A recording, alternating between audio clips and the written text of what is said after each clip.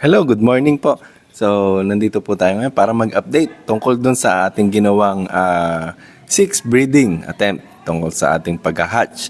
So, ang nangyari po is wala na namang napisa. And dun sa mga napisa na isang tangke dun sa fifth attempt natin ay nababawasan na rin. So, minabuti po naming mag-isip-isip muna, hindi po muna uli mag-breed ka agad-agad and humingi ng opinion dun sa expert.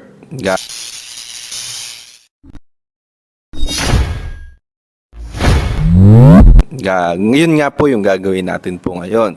So sa kasamang palad, kahit na ginagawa naman natin yung mga practice na dapat gawin, hindi natin malaman kung ano ba talaga yung pagkakamali na ginawa natin. So samahan niyo po ako ngayon, tatawagan natin si Sir Jojo Tubera from BIFAR na nagturo po sa atin sa pag-hatch.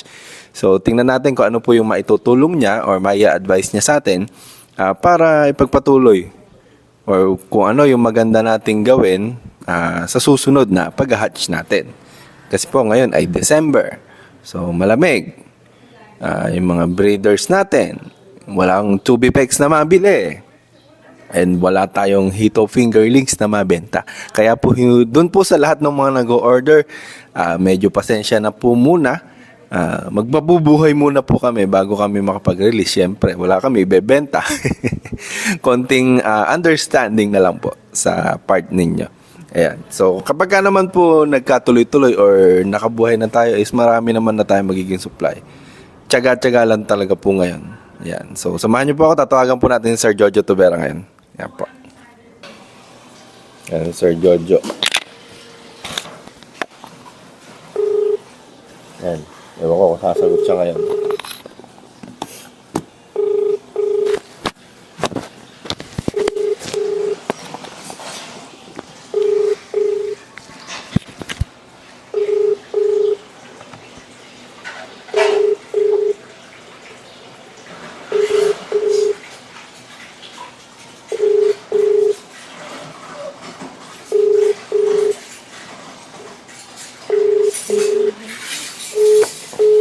Busy. Mamaya, tawagan ulit natin. Ayan, si Sir Jojo na mismo tumawag. From?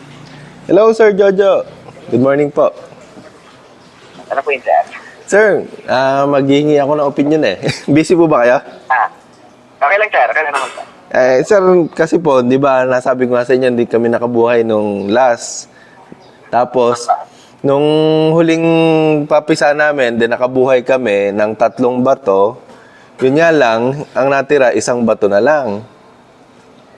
Tapos, nagbabawas po. Ngayon, naghabol po uli kami, nagbreed uli kami nung isang araw ng 3 butas ulit.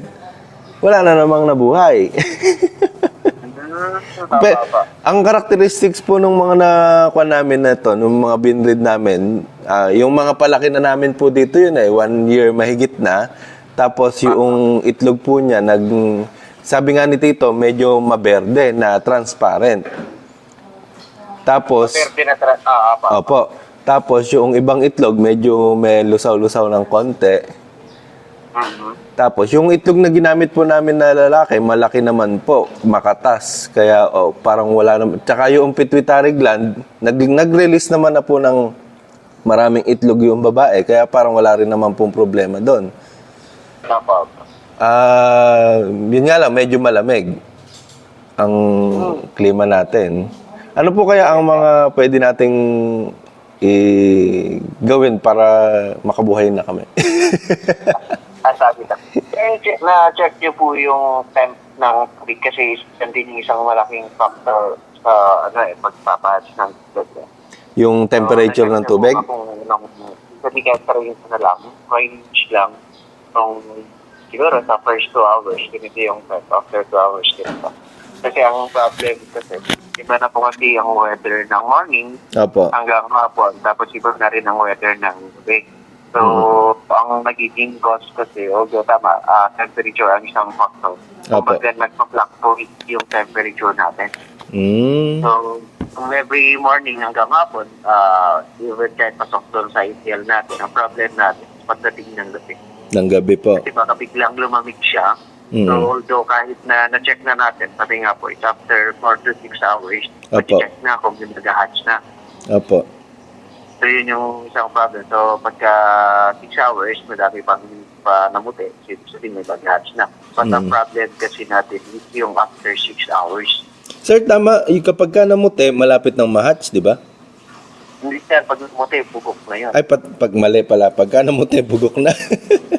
Pag namuti, bugok na. Pagka bumaga brown or green pa siya after 46 hours. Mm-mm. So, yung sabihin, kumbaga 90% mag-hatch na yun. Mm. Itlog. So, dun po dun Pero ang sa... problem lang kung ang problem lang natin doon is kung yung tubig na pumapasok mula 4 to 6 hours backward, Apo. same pa rin po ba ang pumapasok na kumbaga temperature mula na same hanggang mula 4 hours backward to forward.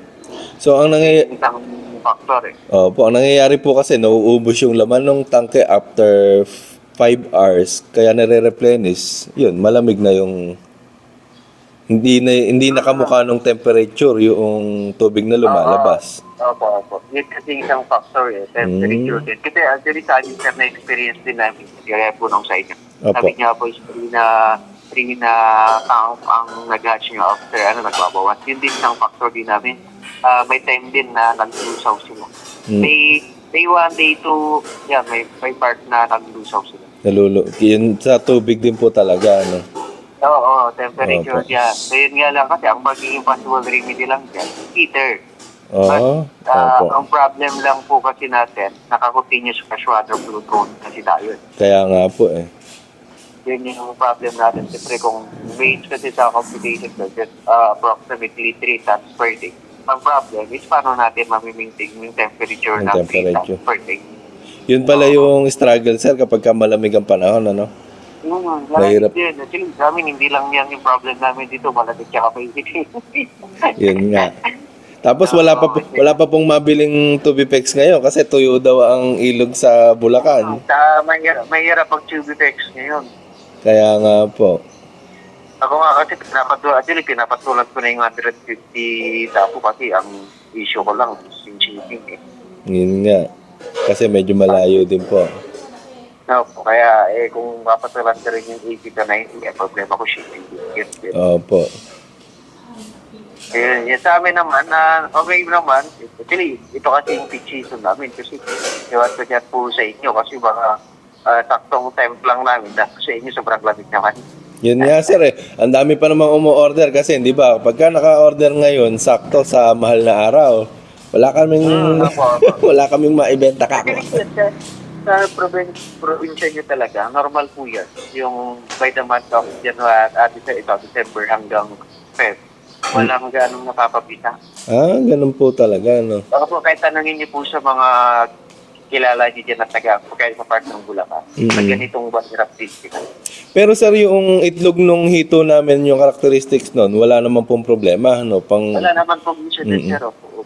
Kasi even sa amin, kahit light green, brown green, yung sinasabi kasi nila, pagka light green, dark green, di nag-hatch, sa amin, napapapisa namin. Opo, wala naman doon problema, no? Sir, kapag yung...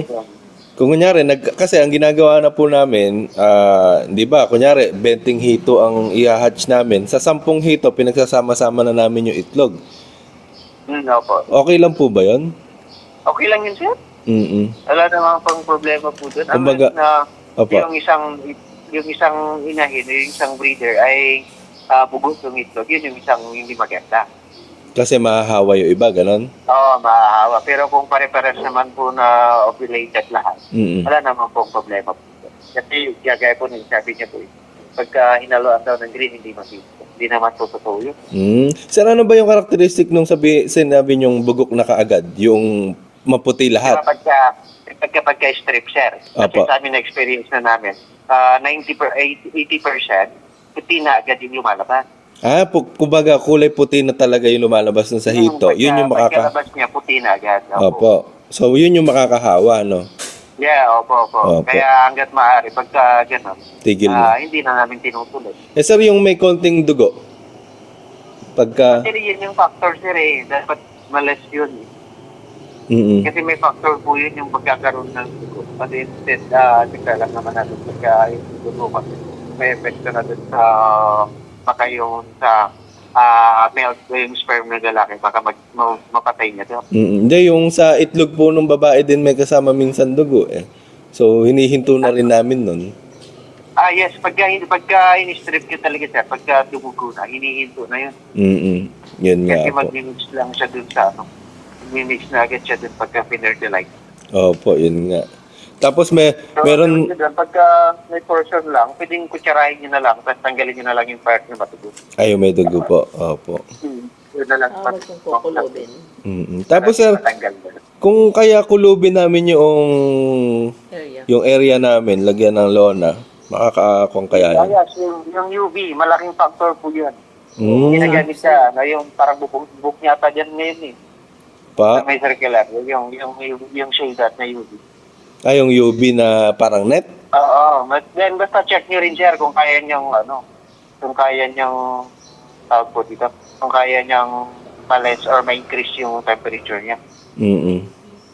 Opo. Pero basta try nyo i-check yung tubig niyo, sir. Kumari, for example, mga after 3 hours, kahit mula umaga, kasi umaga given off yan. Opo. Ang problem niya pag hapon hanggang madaling araw, kasi yan yung time na malamig na. Yun nga, naisip ko nga din sir yung sinabi mo na paiba-iba ng temperature eh. Kasi nauubos nga talaga yung laman ng tangke eh. Nagpa-fluctuate kasi yan eh. Opo, magpa-fluctuate talaga yung temperature. Oo, lalo sensitive stage pa kasi yan. Kaya nga po. Buti sana kung mga mga fry or fingerlings na pwede na. Kaya nga. Wala nang problema. Kulog. Kaya mas maganda rin po, isang tangke lang na malaki eh, no? Para less ang pag-replenish eh. Opo. Para hindi nababago kaagad yung temperature ng tubig, ano? Kasi actually mabagal din kasi yung garot pagka ganito malamig. Ganun nga po. Naisip nga namin ngayon, sir, bumili na lang ng fry para ipang-grow out. Walang laman yung earth pond namin. Sir, ang issue din, pagka bibili kayo ng fry, kasi check nyo rin yung temperature dun sa nursery nyo, alam nyo ang problem. Baka sobrang lamig, malulusaw to. Malulusaw din. Sinasabi ko sa iyo, malulusaw din. So, hindi, actually, di ba, safe ang size na half inch for nursery. Opo. Pero pagka ganito ang taglamig, hindi na safe yan. Yun nga, ganun din yung nangyari last year sa amin, nalusaw. Yun po ata yung binili nyo eh. Opo, yung pinakauna namin binili noon, nalusaw lahat. Kasi malamig. Opo. Even kahit Bulacan, sir. Kaya ang Bulacan, hirap din sila pag ganitong buwan na. That's the Kaya best. tingnan yung price ng fingerlings ng ganitong buwan hanggang February.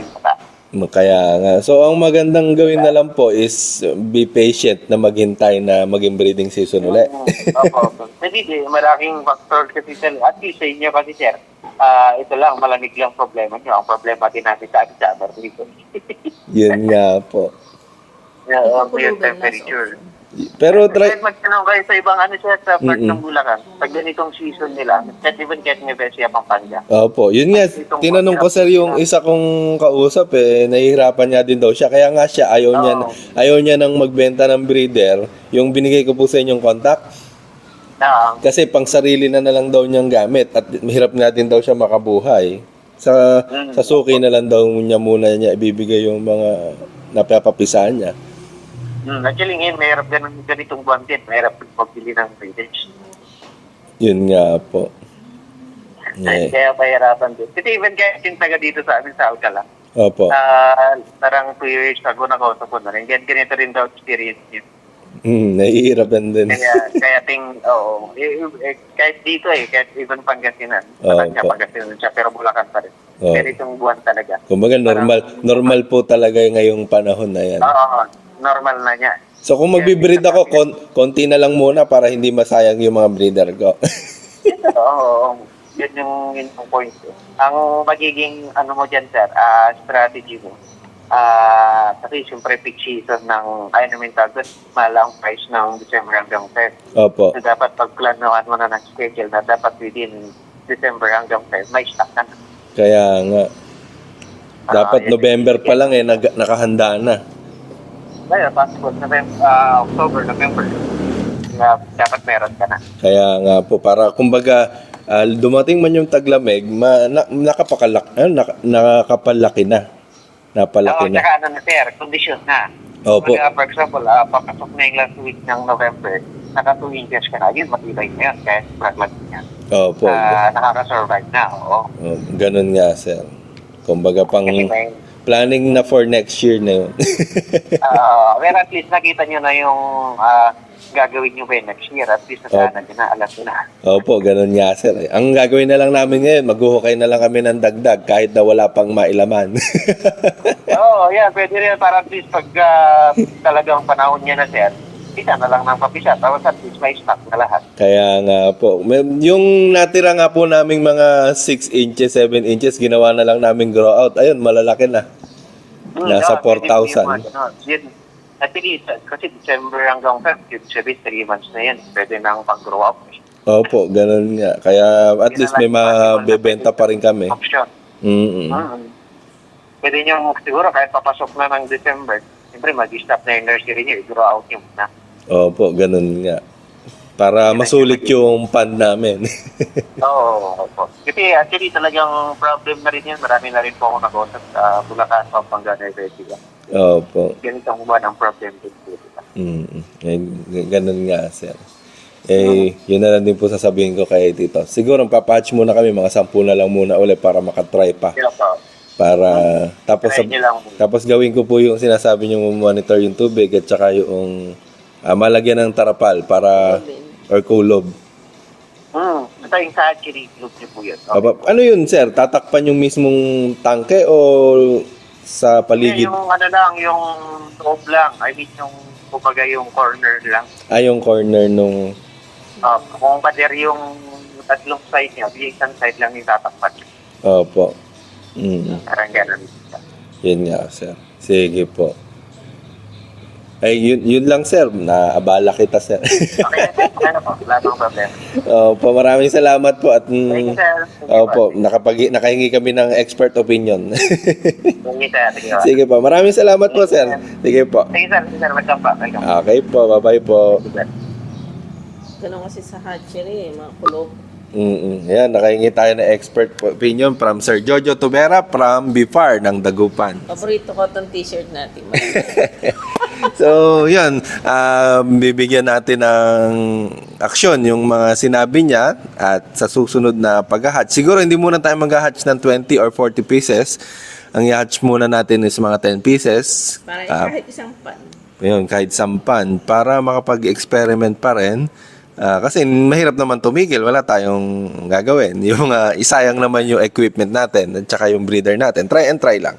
Yan. So, kung may natutunan po kayo, ayan, like and subscribe. Like and subscribe, Farm for Life. Ayan, from expert opinion from Sir Jojo Tubera. Okay, bye-bye!